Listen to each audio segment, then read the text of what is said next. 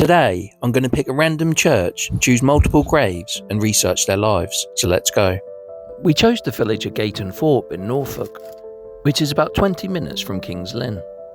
It's an historic village which was mentioned in the Domesday Book as Thorpe.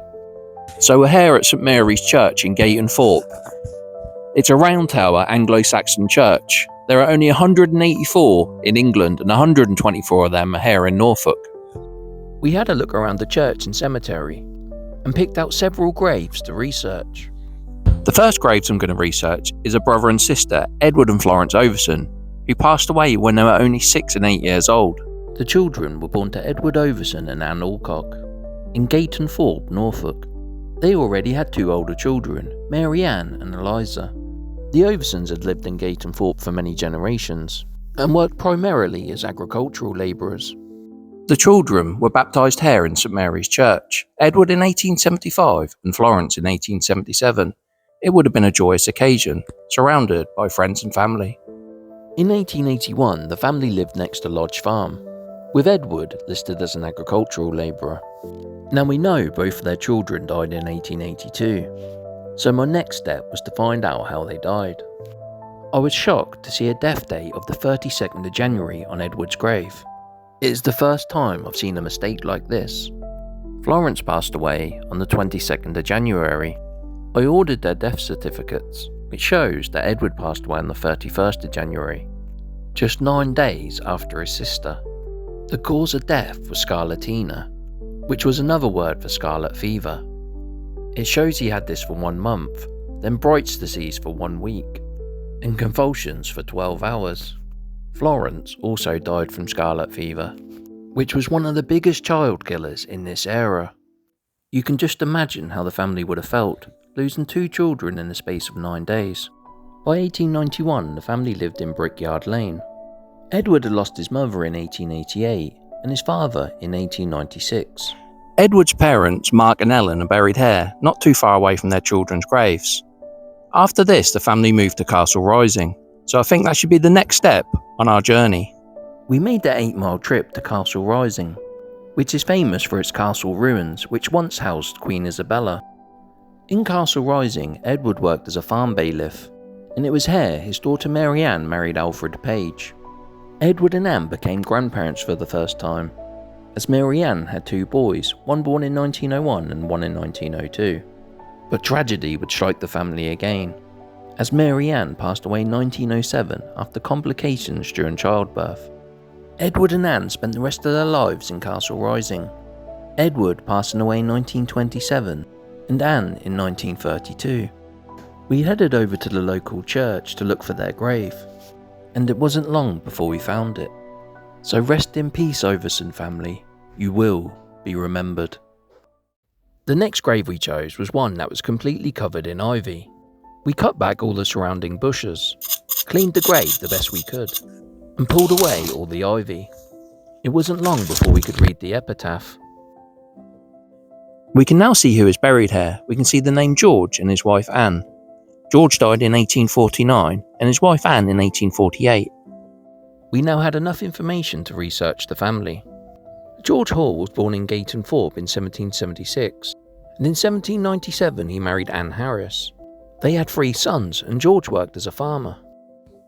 The building behind me was once the Gate Public House, where George was landlord from 1832 to 1846. The census says that George was also a farmer of 70 acres, so it's likely that Anne took care of the pub and George of the farm. I had a look round the back to see the land George would have worked on almost 200 years ago. By 1846, his son Joseph took over the running of the pub.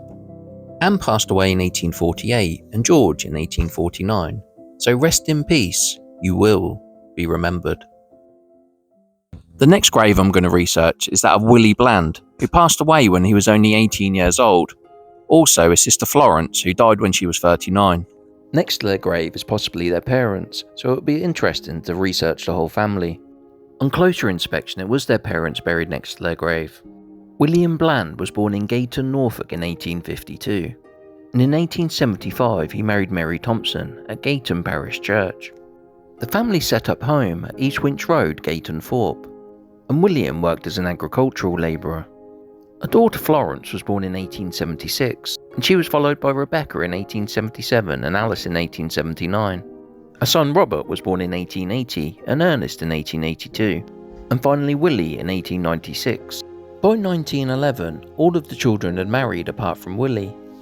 Florence, who is pictured here, married Percy Benjamin Martin, a plaster's labourer from Surrey. The family lived in brick cottages, and Willie and his father worked as agricultural labourers. Tragedy struck the family as Willie died aged just 18. His death record shows he died from enteric fever, which was another word for typhoid fever. It shows he had it for 2.5 months, and he relapsed and died from exhaustion. Just 7 months later, they lost their daughter Florence, as she also died from typhoid fever, aged 39. He lost his wife Mary 13 years later in 1928, and his son Ernest in 1931. It's sad to think he buried 3 of his children and his wife.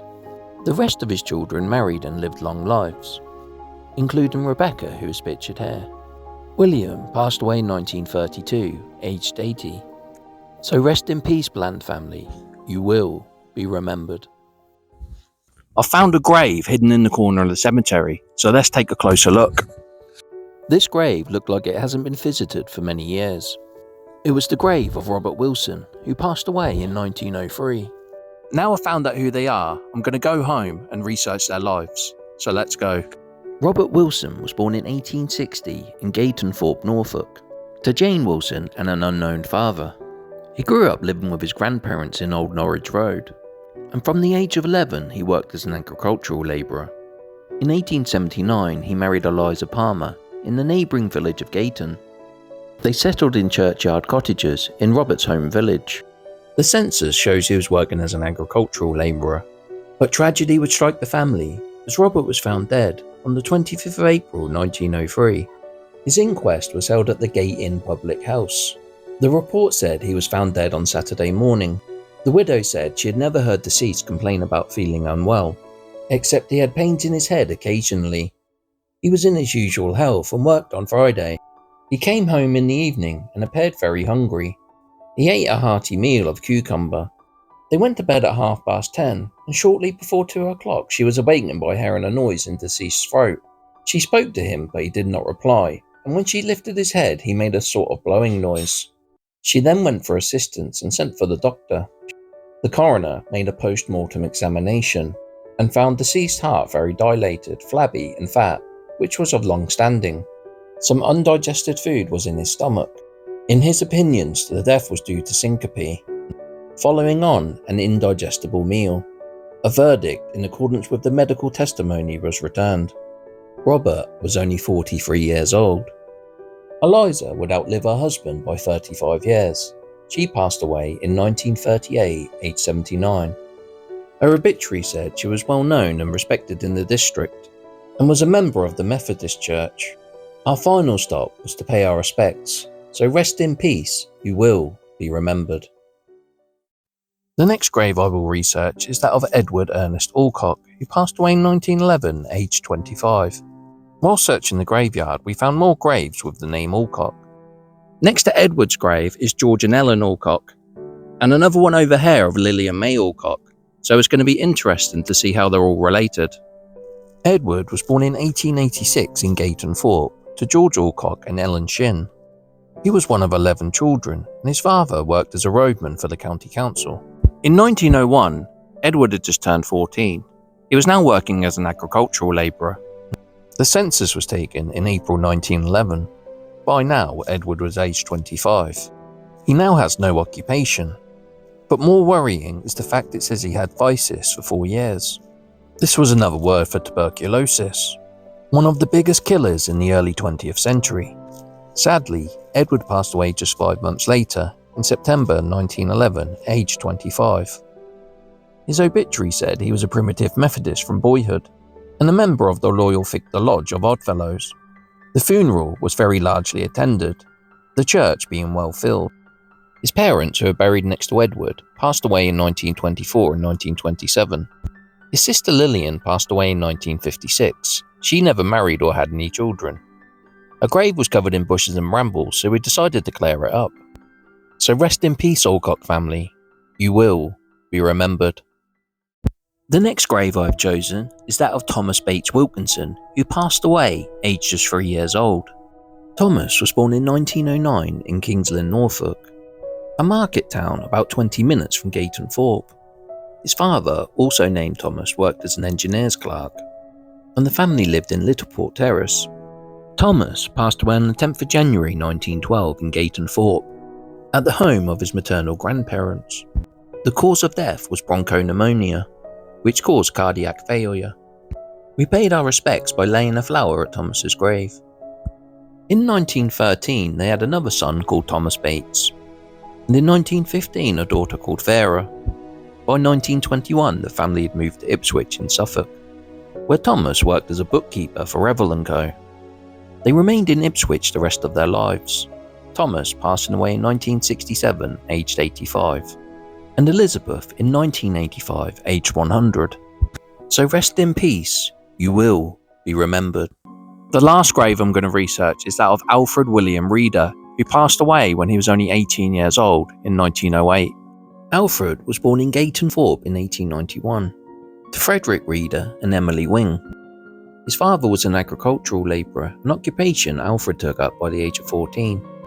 Alfred died suddenly in 1908, aged just 18. His inquest was held at the Gate Inn public house in Gayton Thorpe. His mother said deceased was her only son and was delicate from birth. Last year, the doctor informed her that he was suffering from early consumption. The late Dr. Lover attended deceased last March, and picking up after treatment, he was able to work again. He continued at work until shortly before his death, but was not able to go to work on Wednesday. Ploughing was the last work he did. He had done harvest work. Deceased ate a good breakfast on Wednesday and remained indoors all day. He went to bed at 6:30 p.m, and 2 hours later he called her. She found him sitting up and raising blood. The bleeding lasted 10 minutes. He then fell back on her arm and died. The death was due to tuberculosis, and the immediate cause of death was a hemorrhage from the lungs. We laid a flower on his grave as a mark of respect. Let me know in the comments what church you want me to visit next, and make sure you like and subscribe so you don't miss any future content.